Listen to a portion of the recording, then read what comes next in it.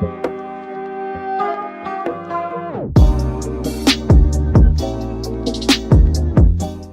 guys, welcome back to my channel. My name is Nicole and I make bookish content if you guys are new here.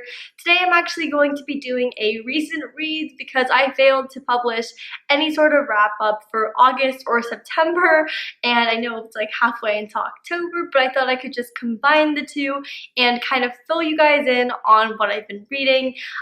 It's been a long time since I've read most of these books, so please bear with me here. I mean, the summaries aren't going to be as lengthy as they would otherwise, and I don't really remember as much of the books, but I did just kind of want to bring you up to speed and let you guys know kind of generally what my thoughts were about the books. So without further ado, let's get started. Okay, so the first book that I read in August was Water for Elephants by Sarah Gruen, and this is basically about a med school student named Jacob, who essentially drops out of college and runs away and joins a circus after a personal tragedy occurs. There's romance involved and animals, and it's just a very whimsical kind of read, although I will say it's pretty gritty at times. Like, there are trigger warnings for domestic violence and animal cruelty, so if those are things that you guys aren't comfortable with reading about, then I would suggest not reading this book. Overall, I gave this book a 3.5 star. It was kind of a slower build, so it took me, I think, 14 days of reading to get through it.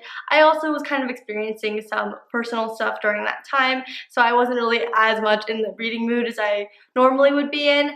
But yeah, probably won't be a book that I just kind of reached for, but the ending was very heartwarming, and overall, I'm really glad that I read it. So the next two books that I read in the month of August are the second and third installations of the Crazy Rich Asians trilogy by Kevin Kwan. This book basically follows Rachel Chu, who is a Taiwanese American who falls in love with a Singaporean American named Nicholas Young, and he ends up being crazy rich, as you can guess by the title. And there's a really popular movie that came out based on the first book, but the second and third book is more honestly revolved around like the whole family, and you get to learn a lot more about all the individual people. I gave this book a 3.5 to 4 star rating because there were parts that were really confusing for me. I mean, there were so many characters, and it was almost to the point where I just felt like they weren't all necessary to contribute to the story as a whole. I was overall really happy with the ending of the book and how all the characters' lives kind of played out. It was really interesting, and again, I'm really happy that I read it.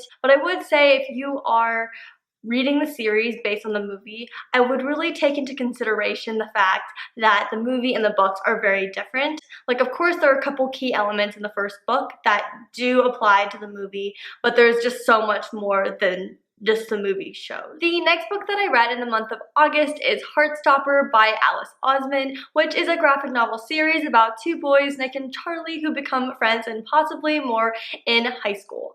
I rated this book a 5 star, and it shows because I finished this book, guys, in one sitting. And I just really like this series because I think it's really wholesome. It just kind of shows an example of pure love, and I'm really excited to see where Nick and Charlie's story goes next. The next book that I read in the month of August is Wolf Children Ame and Yuki, which is basically a manga book that is about a woman who falls in love with kind of like a wolf man, and she ends up having to raise 2 babies by herself because a tragedy occurs and she's left on her own.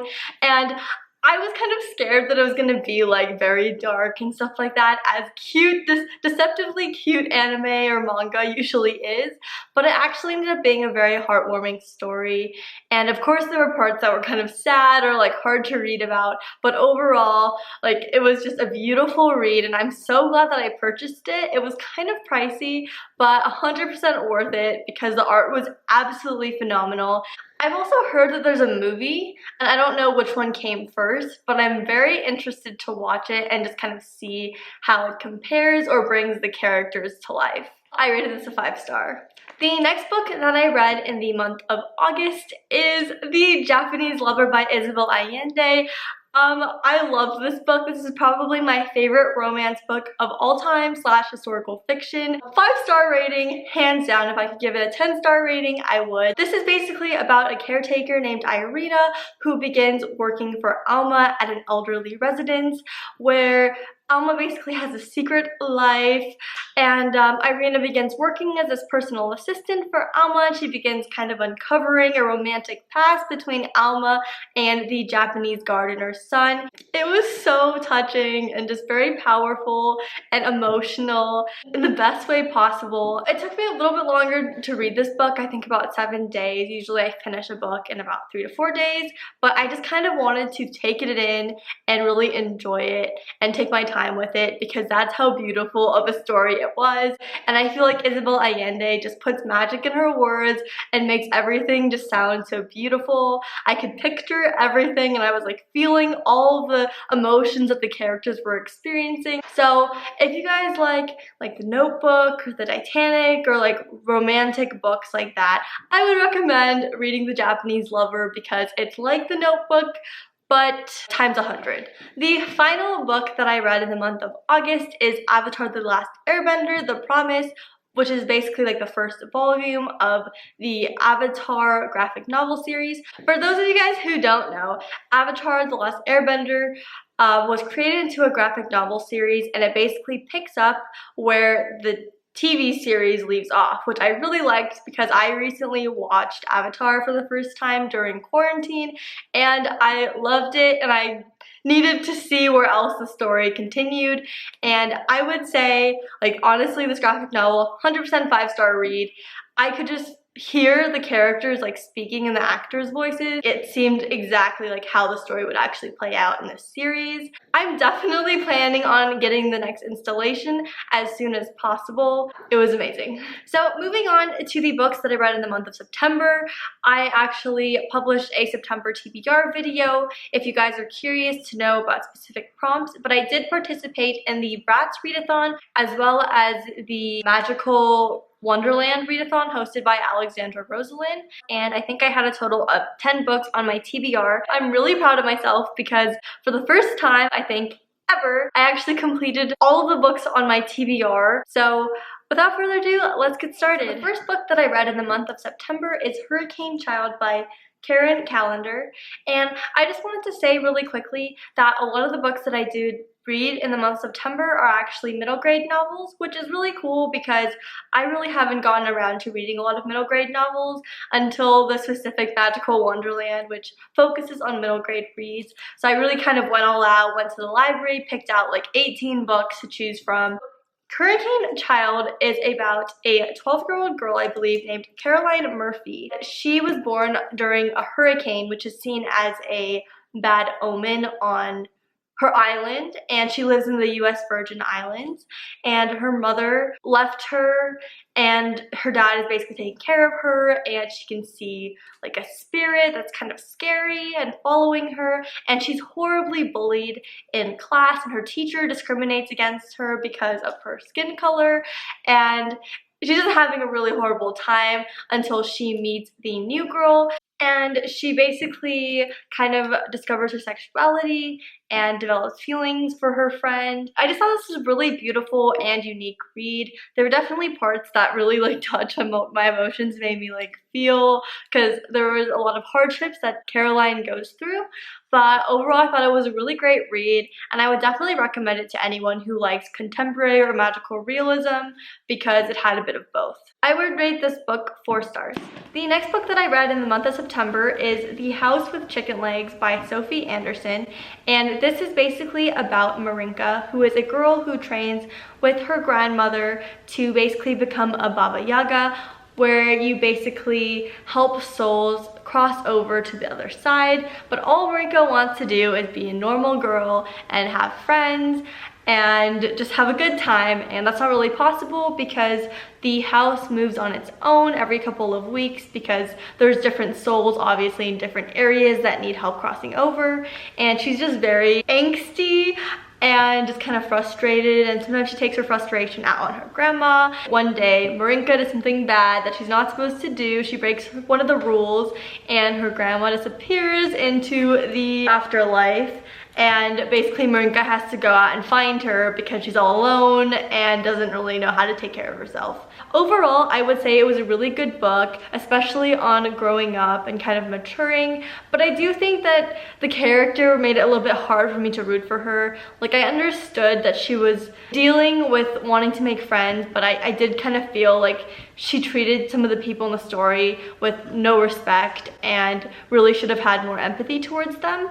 And I just felt she was kind of selfish sometimes, but overall, I really did like the story. I would rate it a 3.5 star just because I wasn't a huge fan of the main character, but I would say the plot twist in the book was kind of very shocking for me. I didn't see it coming. It was very whimsical, very magical. I've always been really into folklore and fairy tales, so this definitely was a great take on that classic story. I would recommend reading it if you guys like folklore or fairy tales. It is really interesting, and at the end of the story, I would say that I was very happy with the character's growth, and I wasn't feeling frustrated towards her anymore. The next book that I read in the month of September is Maybe a Mermaid by Josephine Cameron, and I really thought this was gonna be like a very like happy-go-lucky, fluffy type read, because if you look at the cover, it's just really pretty. You get like summer vibes, and I was really surprised to see how kind of dark this book was. This book is basically about an 11-year-old girl named Anthony Gillis who kind of drives around with her mom, and her mom and her live kind of city to city because they work for a multi-level marketing kind of business where they sell hair products and kind of recruit like other women to join their team. And after having kind of like a bad work month, they decide to kind of have a trip to basically the mom's like favorite childhood summer place, which is like a camp, and there's like a lake, and it's apparently like very murky, like doesn't look very clean. Like the hotel room that they're staying in is like they had to clean it because it was just kind of gross. And the people who Anthony remembered growing up with and having a really great memory with kind of like doesn't want to be her friend anymore. And so she just dreams of like living somewhere in one place and not moving around, and Anthony just kind of wants to make a true blue friend, as her mom always terms it. And basically, there's rumors about a mermaid who lives in the depths of the water, and so you can guess the stories about friendship and, you know, a possible mermaid. I would rate this book a 3 stars because I enjoyed reading it, but I don't think I would read it again, but I did enjoy reading it. It just wasn't really for me. The next book that I read is the Tea Dragon Society graphic novel by Katie O'Neill, and I had heard so much hype about this graphic novel for so long. Like, there's a card game out for it, and I've just seen its art everywhere. But what really captivated me was the artwork.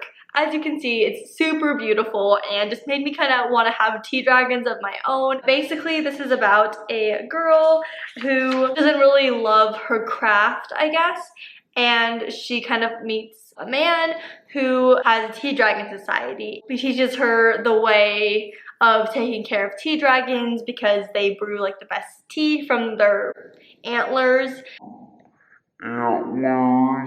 But it was a really cute and heartwarming read, and there's friendship involved. It's very wholesome. The art is really beautiful. I would say like most people can get through this in less than an hour. It really is the kind of book that makes me want to kind of go back and especially just like admire the artwork.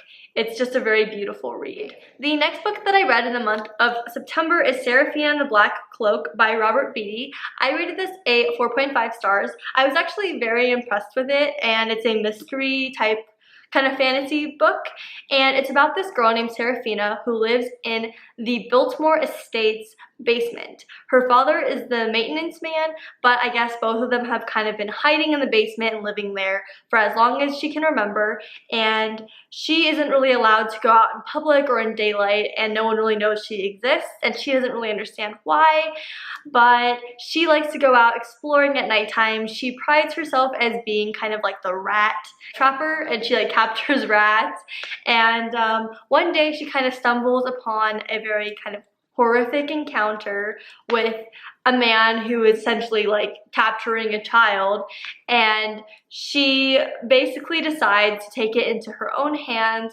and investigate and figure out who it was and how to stop him before he steals or takes away the next child, because children begin disappearing and she's the only one who knows kind of how to stop him or who it is. So it's a mystery. She ends up befriending the Biltmore Estate's like son, and yeah, it's a really good story. I would say there were a couple twists I definitely was surprised by, but I was really happy with the direction and kind of like unique storytelling that this book offered. And I actually already got the second book in the series, and I'm definitely interested to seeing where this goes. I will say this book is a lot darker than I thought it was going to be. Like, there's a graveyard and there's blood, and I don't know, I was very surprised, but in a good way. The next book that I read is The Language of Spells by Garrett Ware. I loved this book. It's just very whimsical. I did feel like the story really resonated with me, and it was just really beautiful. It's basically about Grisha, a dragon in a world that's kind of forgotten to see him. Maggie is a child who ends up befriending him, and there's so much more to that, but I don't want to give away the story. So all I'm gonna say is that they kind of need each other to save the day and kind of help out the other dragons that are unseen. But yeah, overall I would say this was probably like a 4.5 star read, and I really enjoyed it. The next book that I read is The Train to Impossible Places by P.G. Bell. I read this book and I really wanted to love it.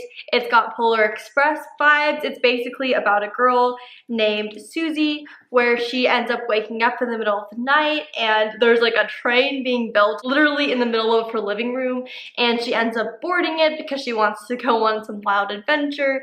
And this train basically delivers mail kind of through space and time. They go all over to all these kind of impossible places. Like, the train can go over water. If this was a tower, like, the train can go like, I rated this book a 3-star, and I'm really sad to rate it that. Not that that's a bad rating, because there were definitely parts that I enjoyed, but just throughout the book, I did not feel pulled in to read it, and I really wanted to, because the concept was super fascinating and I was sure that I was gonna love it.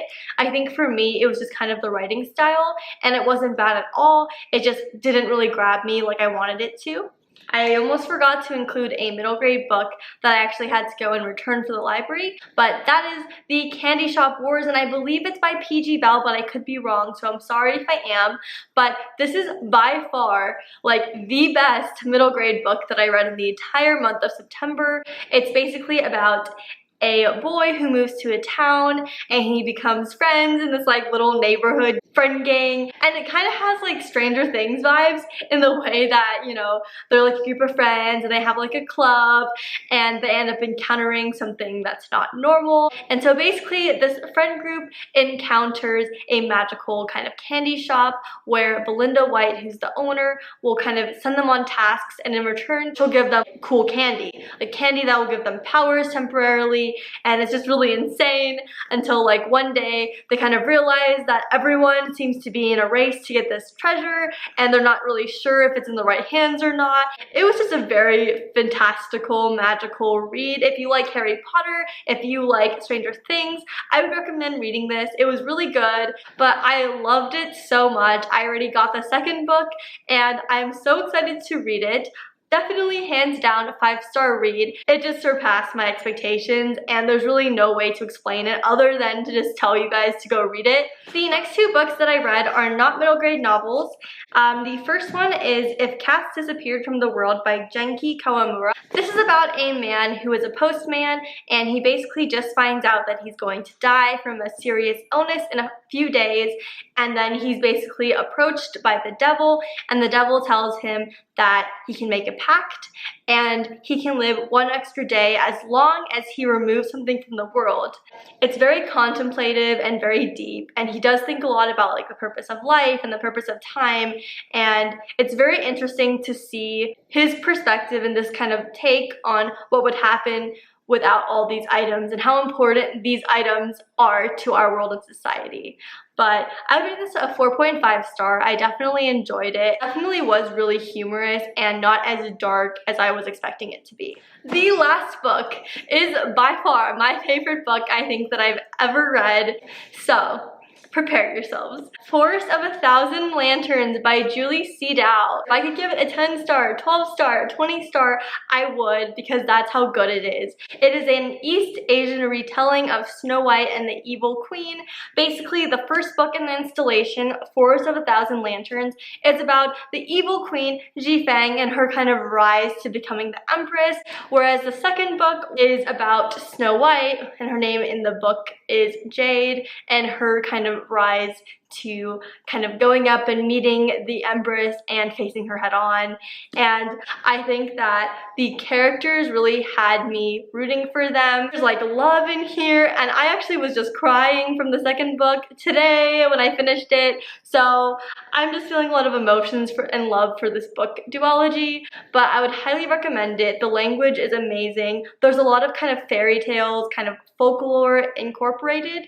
I felt like the author did a really great job putting yourself in like the Empress's shoes and kind of like putting yourself in like Jade's shoes and just painting this beautiful world of Fenglu and bringing it to life with magic and just color. Please, if you like fantasy of any sort, and you like dark fantasy, because there is a bit of violence and gore in here, so if you guys aren't comfortable with that, then maybe don't read it, but it was wonderful and beautiful, and I honestly can't brave about it enough. Anyways, those are all the books that I read recently. That was a mouthful. I think I might actually lose my voice before I go to the pumpkin patch today. Thank you guys so much for watching my video. I promise as soon as my laptop is fixed, I'm definitely determined to be posting more on a regular schedule.